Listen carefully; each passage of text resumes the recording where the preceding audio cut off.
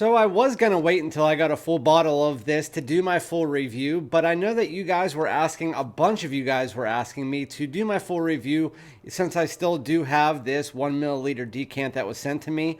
And so today I'm going to be doing my full review after wearing it 3 times of Azzaro's Chrome Parfum, a new release in 2023. So without further ado, let's get it.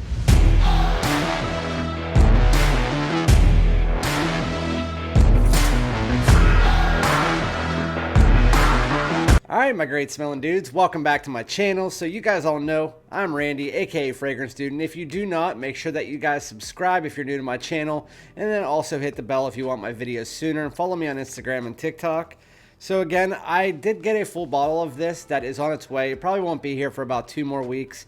I did a first impression on it because it was sent to me in a sample card with my Polo Red Parfum. And then again, I did my first impression, and then you guys asked me if I could do my follow-up as soon as possible, which it's been about 7 or 8 days since I posted it. And so I decided, I might as well do what you guys want. And so today I'm going to review a new release that, again, I have a sample card of, and it's by Azzaro. It is Chrome Parfum. And so I do want to let you guys know that this is shockingly good. I did not expect it to be like this, because you have Chrome Extreme, which is the best in the line, which is kind of like your Acqua de Joe style fragrance. A lot of people did call it like that, and like an Acqua de Joe Profumo, I believe. And this one, I'm going to spray it on my hand. A lot of people were thinking because Chrome Pure or Chrome Aqua, whatever, it was very similar to Profondo Lights, or was it the Eau de Parfum? And so people were thinking this was going to also be like an Acqua de Joe, but I can tell you, just get that idea right out of your head. It is nothing compared to any of the Acqua de Joes. This fragrance is absolutely fantastic. So there is 3 notes in the note breakdown that I guess I'll just share with you guys, because I mean, it is pretty much what is in this fragrance. So the top note is bergamot, mid note is sage, and the base note is fir resin. So I didn't know what fir resin was going into this, even my first impression. I did have one of my subscribers say it was kind of like a green style mastic, and I mean, it kind of does make sense. In this fragrance, when you first spray it on, it is not exactly what you were going to expect, even at all. It is more green, it's herbaceous, it is aromatic with a sweetness undertone. I actually called this, and so a lot of you guys probably haven't smelled it, but it is Amouage Beach Hut.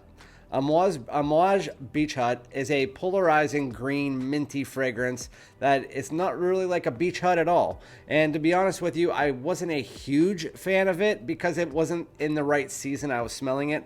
I think that I would really like it in the spring, but again, it's very polarizing, and it's mint heavy, it's herbaceous, it's green. This one opens up and it's not as polarizing. It is a lot more mass appealing than what you would get with Beach Hut. This is definitely aimed towards the spring, and you could wear it into the summer as well. So when you first spray it on, that bergamot is definitely there. It's definitely citrus, but you also again have that fir resin coming in that provides this almost green, herbaceous, slightly cooling, almost mintiness. I wouldn't be shocked if in the full breakdown of the notes that there would be a mint or maybe a rosemary or something like that that's providing this herbaceous, almost cooling factor to it.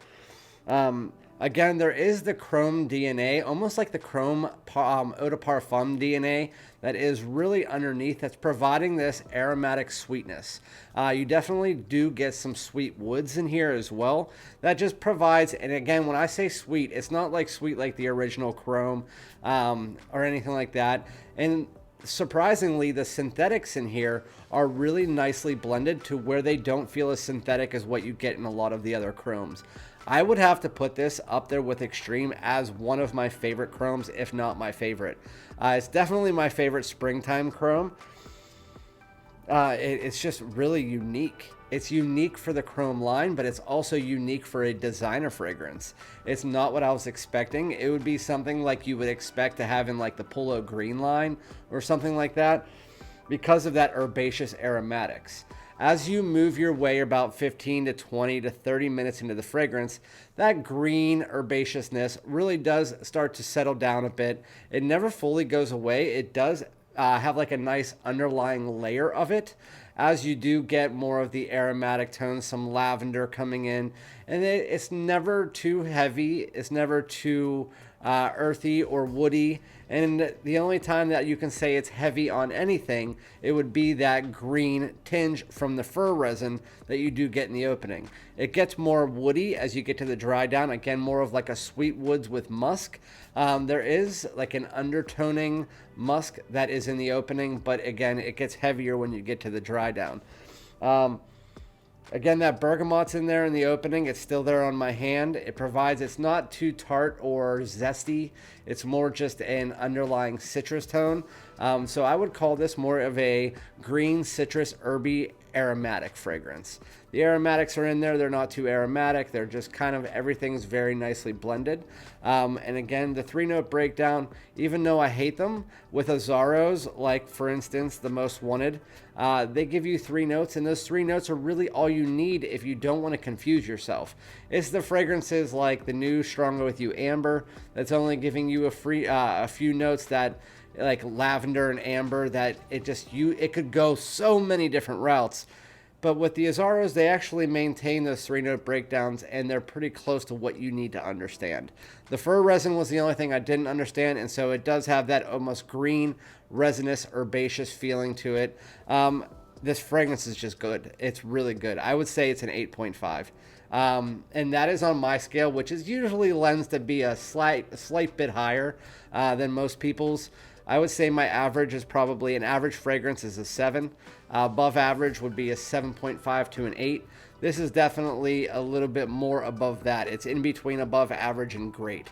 I would say for a designer fragrance, this is probably the second best or third best release of the year.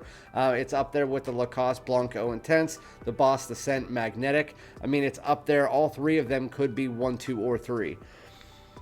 So again, citrus, green, it gets to lend to be more aromatic and woody in the dry down with some musk. There's not much else going on to the fragrance. It is very easy to explain. And so outside of that, that's what you guys are going to get. So if you want something that's going to be great for the springtime, and that as far as the performance, we will get into that now.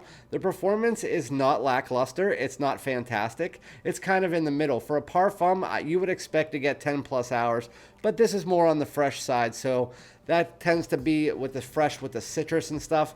It usually tends to be a little bit lower. And with this one, I got 9 hours out of it. I got 8 to 9 hours. I got 8 hours the one time. I got 7.5 the other, and then I got 10 the other. So I would say between 8 and 9 hours is probably about the average you're going to get from this fragrance. When you first spray it on for the first 2 hours, you get moderate to above average projection. It's not going to have a huge sillage or anything. I don't know how it works in the heat. I will do a retest when I get my bottle and it warms up outside, but it could be activated by the heat. We'll see in the spring. This one is just going to be across the board, just a moderate fragrance. That is like a moderate projector, moderate sillage, moderate longevity, to above average longevity for a parfum. It is a good fragrance overall. I think it's really nice. It's a great release by Chrome, and I think that you guys need to get your nose on it. As far as being like a blind buy, this is a bit more unique. So I would say to test it out first, especially because the Chrome prices do tend to lower down very quickly, and so they're probably going to be released around $90 to $100, and then in about 2 to 3 months you'll probably be able to find it for a lot less. Or you could go to News Parfums right now and find it for $55 or $60, which I think is well worth it if you want to blind buy the fragrance. But again, if you can test it out first. See if this green, herbaceous, aromatic style with an underlying sweetness is what you like. And if it is, then definitely purchase it. I think it's a great fragrance. So outside of that, let me know if you guys have tried it, if you've got any of the decants like I got to try it out. When I get the full bottle, I'll definitely put it in lists. I can tell you, now that I've wore it 3 times, it's one that I'm definitely going to want to wear. As far as when you would wear it, I do want to say that outside of the spring and summer, I would say this isn't going to be one that you want to wear like date nights or something. It's definitely a daytime scent, and it's going to be one that you're going to want to wear more casually to semi like dressed up, like maybe if you're going running errands, or if you're going maybe out on a daytime date, maybe it would be something good in the spring and summer, but it wouldn't be a nighttime fragrance or a dressed up or like a work scent. To me, it's not anything like that. So yeah, thank you guys so much. Make sure to like, comment, subscribe, and again, I'll be back with more information on this when I do get a full bottle. Thank you so much. Peace.